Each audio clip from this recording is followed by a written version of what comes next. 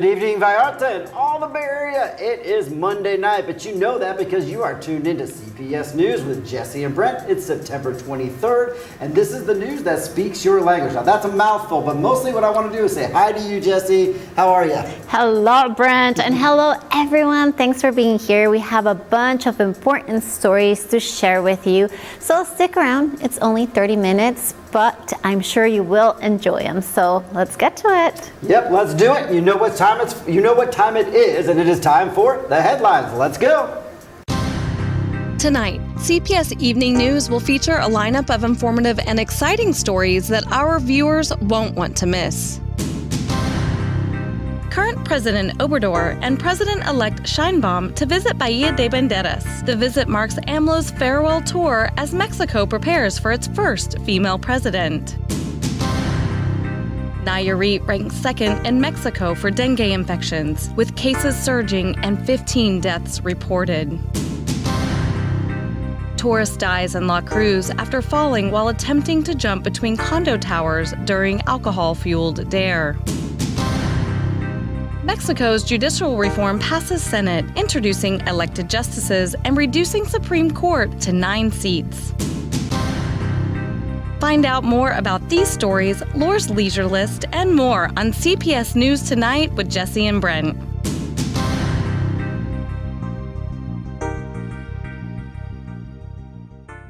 Okay, here we go. It's our first story tonight, and we have presidents coming to our area soon. And here's David with all the details of his upcoming visit and kind of Obrador's farewell tour.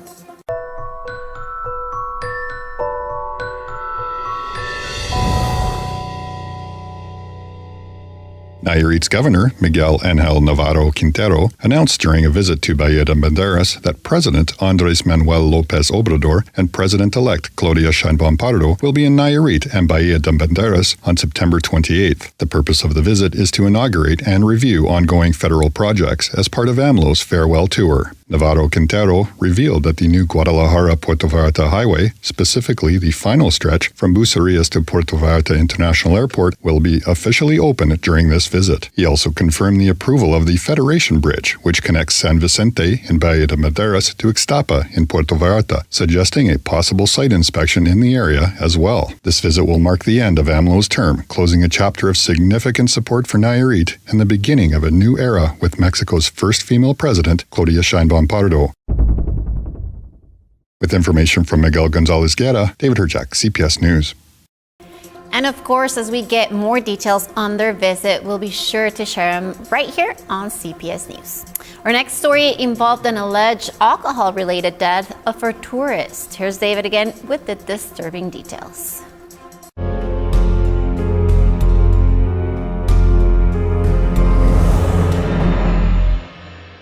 A man, believed to be in his 30s or 40s, who had been staying at the Tizate condo in La Cruz de Juanacaxtle since the weekend, tragically died on the evening of Sunday, September 15th, after falling from the 6th floor while attempting to jump from one tower to another, apparently under the influence of alcohol. Preliminary information gathered at the scene suggests that the man and his friends had rented the property through a vacation platform to celebrate the national holidays. After spending the afternoon drinking, the man took part in a dare to jump between 2 towers. He failed and fell to his death, sustaining fatal injuries upon impact. Paramedics from Nayarit's Civil Protection arrived and confirmed that the man had no vital signs. The public prosecutor's office was alerted, and the Criminal Investigation Agency is now handling the investigation. Forensic services and the medical examiner arrived to recover the body of the man whose identity has not yet been released.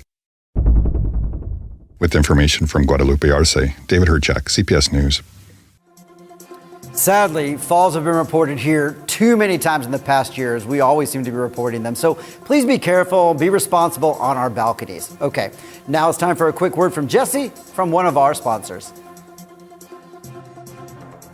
Thanks, Brent. Yes, discover the excellence of Cerámicas Exclusivas, where commitment to timely delivery and exceptional product quality sets them apart. Whether you're transforming commercial spaces or enhancing your home, explore their stunning range today. From premium ceramic and porcelain flooring, sinks, drains, and cutting-edge household fixtures, they offer everything you need. Visit their showroom at Federación 390, Paseos Universidad in Ixtapa to view their unique imported collections. Follow Cerámicas Exclusivas on Facebook or Instagram for inspiration and updates. Elevate your spaces with Cerámicas Exclusivas. Next up, here's one of our headlines for tonight. And as usual, it's dengue related. Sadly, the news isn't getting any better. And here's David again with more details.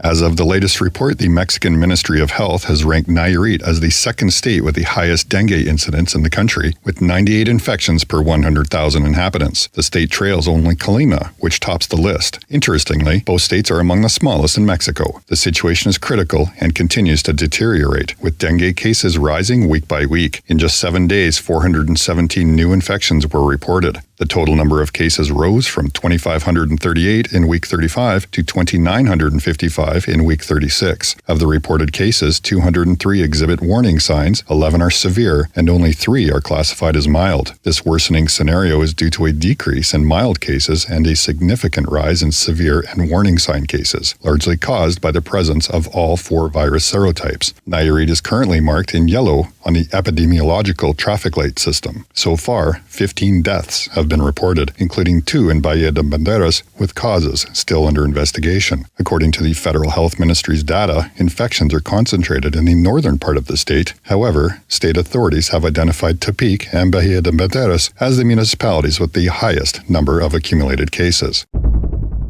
With information from Israel Torres, David Herchak, CPS News. Dengue, it's so serious this year. Be sure to wear your bug spray, steer clear of standing water. You know the rules. We've had them here. Okay, now we have Corey with some really big changes in the judicial reform that's going to change the entire legal landscape of Mexico. So stay tuned.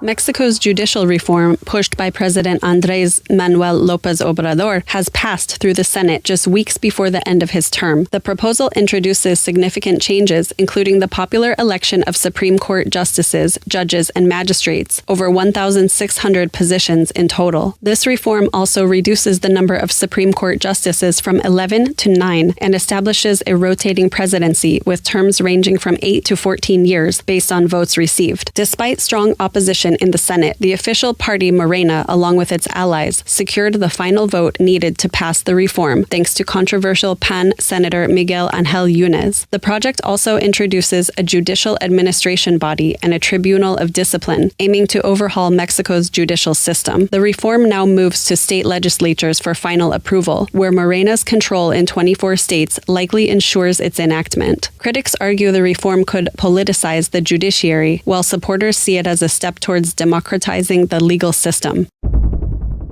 With information from Israel Torres, Corey Duchateau, CPS News.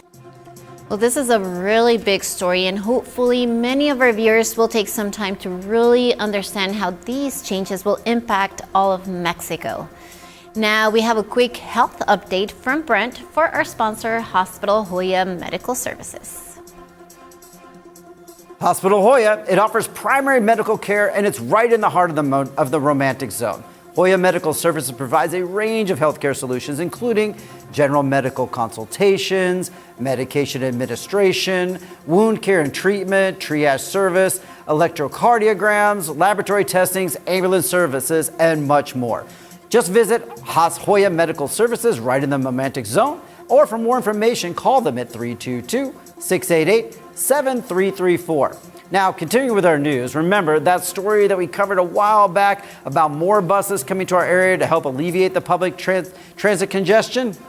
Well, you do recall it. And we covered the story just a while back, and the new buses arriving, they just haven't. Despite Governor Enrique Alfaro's announcement of 93 new buses in Puerto Vallarta, riders are really reporting little improvement.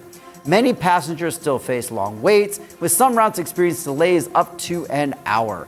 Complaints highlight that even with the new buses, overcrowding remains an issue, and many buses pass by full, just leaving commuters stranded. Unibus, the city's transportation authority, has not clarified if the new buses are in service or when they're going to be properly distributed. Passengers continue to hope for promised improvements. With We thank you, Miguel Gonzalez Guerrera. We'll see those packed buses, and if you are one of those users, let us know how you feel about it. We hope to have more positive update in the near future about this situation. Now, let's see why you might think something is missing in Jarretaderas.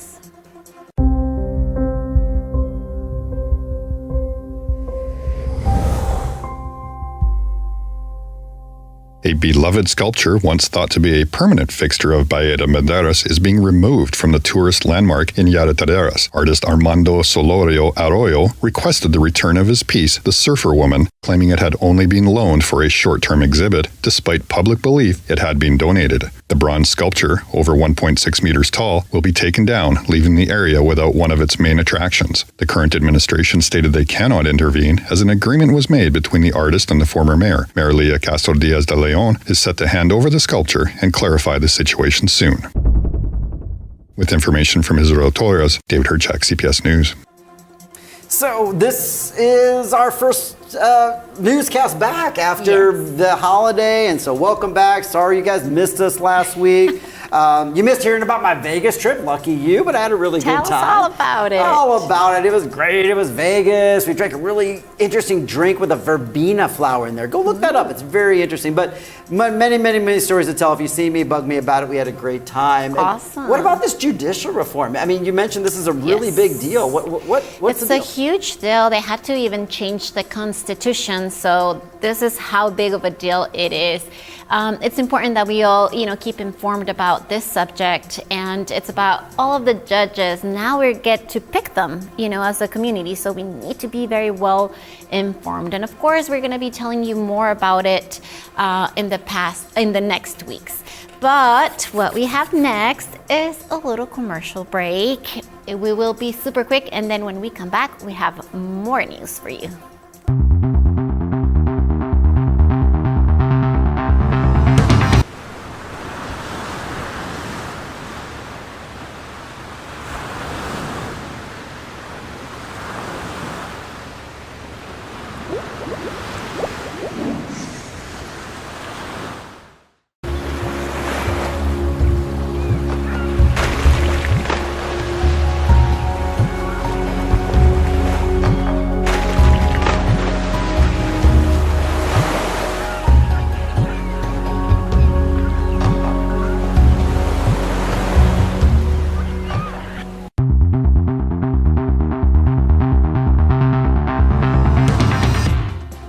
Thanks and welcome back, and thanks for sticking with us. And you're gonna want to stay tuned because we've got some interesting stories coming up. I mean, just next we get the story about an environmentalist who was recently found dead, unfortunately. But on the lighter side, we've also got our Laura's latest leisure list, whatever it's called, and a few other things. I should be able to say it. It's gonna be great. I know. So thank you, and let's go with the stories.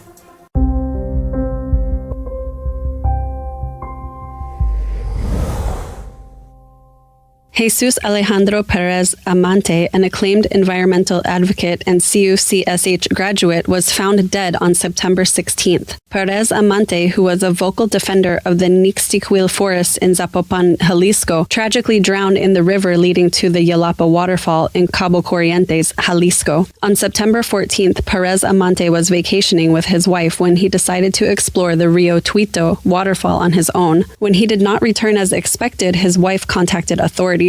A search operation was conducted by local civil protection and fire department teams, and Perez Amante's body was discovered on the morning of September 16th at approximately 7:45 a.m. The activist had suffered a head injury, likely from a fall, which may have contributed to his death. His body was recovered by emergency responders and later transported to the regional morgue for an autopsy and further investigation. Perez Amante's death is a profound loss to the environmental community, where he was recognized for his dedicated efforts to safeguard natural habitats. This tragic event underscores the importance of safety measures when visiting natural sites.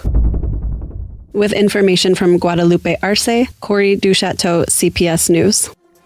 What a tragic loss, and our condolences to his family. But now get ready for a very pirate message from one of our sponsors, Pirate Ship Vallarta.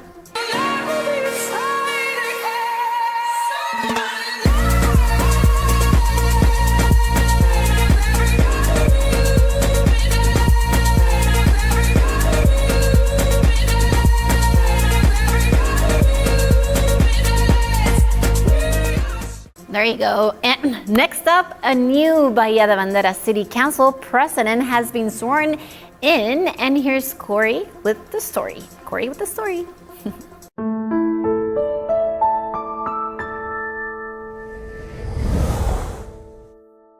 Hector Santana Garcia was inaugurated as the new president of the 12th City Council of Bahía de Banderas. The ceremony took place at the sports complex in Bahía de Banderas, with outgoing president Leah Castro Diaz de Leon leading the transition. Santana was sworn in, and new councilors also took their oaths. The event was attended by key figures including Nayarit Governor Miguel Ángel Navarro Quintero, Salvador Castaneda Rangel, president of the Nayarit Congress, and Araceli Avalos Limas from the judiciary, highlighting the state's full representation. In his address, Santana expressed his enthusiasm for his new role and his vision for the municipality. He emphasized his commitment to making Bahía de Banderas the best municipality in the country and vowed to combat corruption, pledging to prevent any misuse of public funds. Santana, moved to tears, thanked his family for their support and his mother for instilling values of honesty. Governor Navarro Quintero advised Santana to stay true to the people's needs, avoid ostentation, and adhere strictly to the law. The first session of the new city council followed, where new directors were appointed, marking the official start of Santana's administration. With information from Israel Torres, Corey Duchateau, CPS News. Well, thank you for that story, Corey, with the story. I kind of like that. We were kind of like... It's fun to rhyme. Yes, it is. Yeah, it's fun to rhyme. I'm just easily amused. Very interesting story that, Corey brought in. Bahía de Banderas already has, its president, and Puerto Vallarta, we're waiting until October 1st to get our president, so. Okay, but what is today? This is one of our favorite things lately because you send me these lists, and I'm just so interested, and they're so diverse. So September 23rd today, it's known as the day to celebrate bisexuality. Yes, it's Restless Leg Day, so pay attention to those restless legs. International Day of Sign Languages, that's amazing. And International Day Against Sexual Exploitation and Human Trafficking. So there we go. Some good stuff, along with our news day, of course. So yes, it's very interesting, to know what day is today, and it's crazy that everything has a holiday. But right now, we have to go to the fun part of this newscast. You ready for it? Yes, I am. I'm ready for it. We can do this one in unison. You ready? It is time for Laura's Leisure List. Get ready for what's happening this week with Laura's Leisure List. Thanks, team. I'm excited to share some awesome upcoming events in Vallarta and Bahía de Banderas.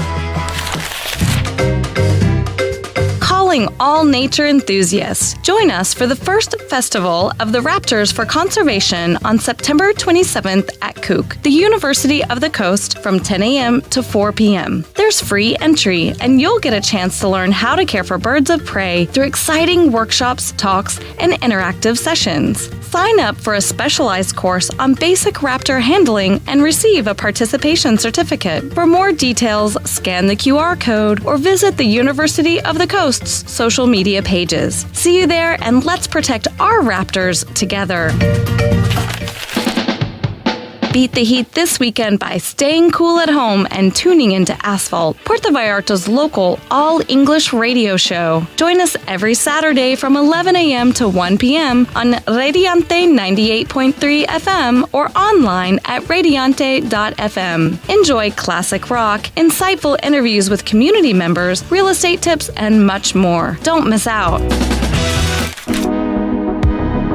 Join us for the Séptimo Expo Congreso Internacional CBAP 2024 happening on September 25th and 26th at the UAN, located at Carretera Tepic, Compostela, Kilometer 9 in Nayarit, Mexico. This year's theme is From Responsible Science to Social Well-Being. Get ready for 8 keynote lectures, 12 talent showcases, and an exhibition featuring over 50 scientific posters. Plus, you won't want to miss the informative infographics and clinical diagnostics on display. Whether you're a student, a professional, or simply curious about the latest in biological and agricultural sciences, this is an event you can't afford to miss. Mark your calendars and be part of this incredible opportunity to learn and connect. At CPS Media, we are thrilled to announce the upcoming second edition of the CPS Media and Hospital CMQ Fun Run for a Cause. That's right, walk or run with us for distances of 3 and 5 kilometers on Sunday, October 27th at 7 a.m. in Marina Vallarta. This year, your donation will benefit Recreo Therapies, which provides educational therapies for children with intellectual disabilities or language disorders, and the Caring with Love Project by Ángeles en Libertad, an association that supports patients with diabetic foot issues. You can donate hygiene items equivalent to 300 pesos at Calle Proa 111 in Marina Vallarta. Bring your family, partner, and even pets to join the event. Thanks for staying tuned for these incredible events coming up soon. Now, a message from one of our sponsors, Savvy Control Home. Imagine a place where control is at your fingertips. Control the lights with the push of a button. Start your day by brewing coffee and awakening your senses. Relax in the jacuzzi. Manage the curtains, cameras, and alarm system effortlessly. Your favorite music plays in every corner. Experience the perfect temperature year-round. Instantly enjoy home cinema. Transform your home into an oasis of tranquility with Control Home. Discover more on our website today. Savvy Control Home, simply simplified. Thank you again, Laura, for that Laura's Leisure List segment. Nice job. Now, in our next story, we are due for a little bit of good news in this newscast. Well, here's Corey. I'm not going to say with the story, but here's some good news.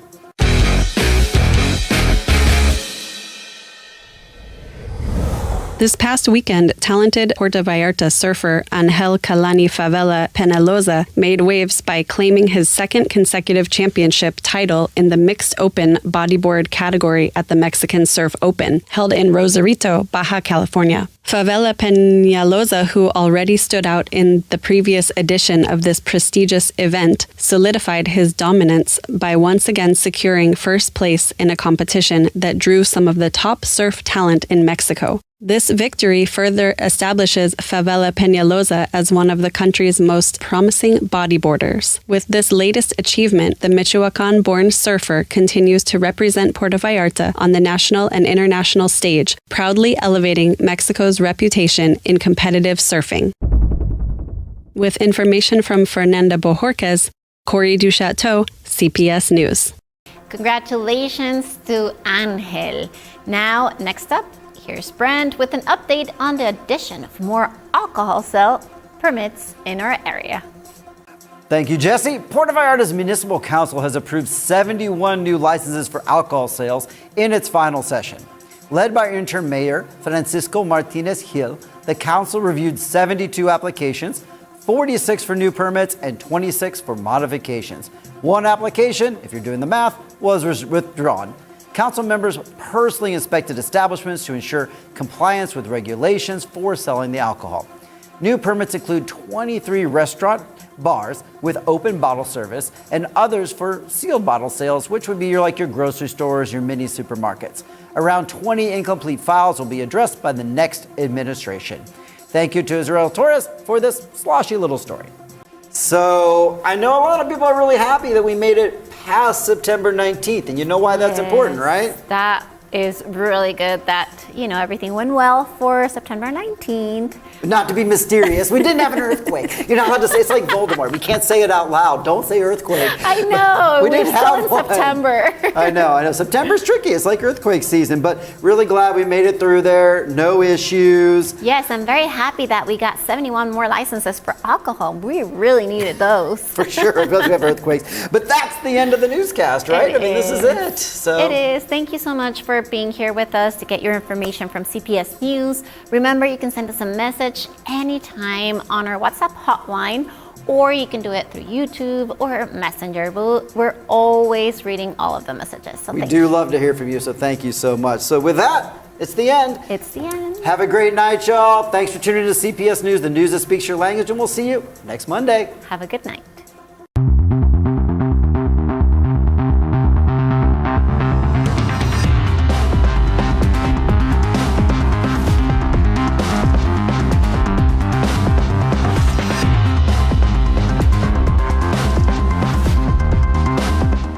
was CPS News with Jesse and Brent. Thanks for watching, and search us on YouTube.